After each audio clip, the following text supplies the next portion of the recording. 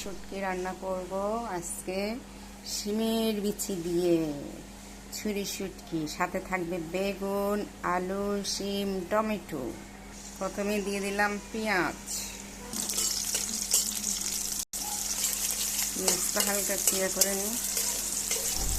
পেঁয়াজের সাথে একটু শুটকিটা ভেজে নিব।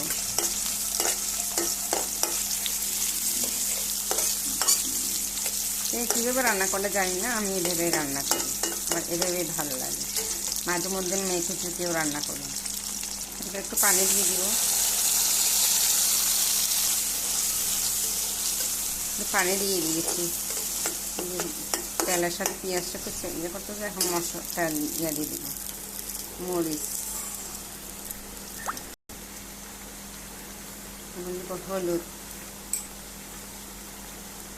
এখন দিব ধনিয়া, লবণ দিয়ে দিলাম।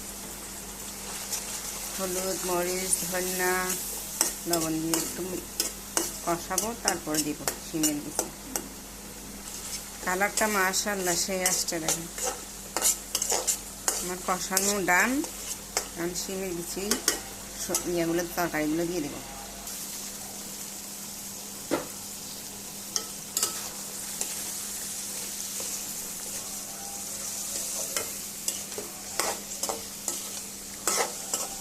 একটু কষিয়ে তারপরে তরকারি দিয়ে দিব। আমাদের চট্টগ্রামের ঐতিহ্যবাহী খাবার। সবজি দিয়ে দিচ্ছি, বেগুন, শিম, আলু, টমেটো থাকবে। কি সুন্দর না, কালারফুল, সাদা, তারপরে সবুজ, হলুদ, খুব সুন্দর লাগছে।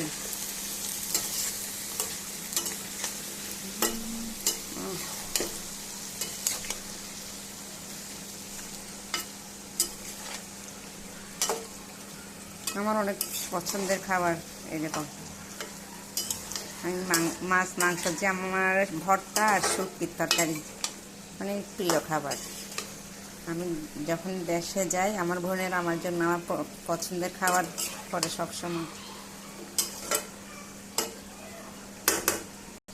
একটু কষাটা কষাইতে তারপরে দিব ঝোল আর কি। এখন আরও কষবে।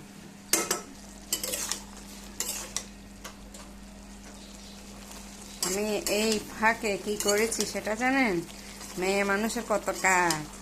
এই যে চাল কষাতে দিয়ে দৌড় দিয়ে চলে গেছি ছেলের কোচিং থেকে আনতে, নিয়ে এসে কষানো শেষ। এখন দিব হলো ঝোল ঝোল ঝোল দিয়ে।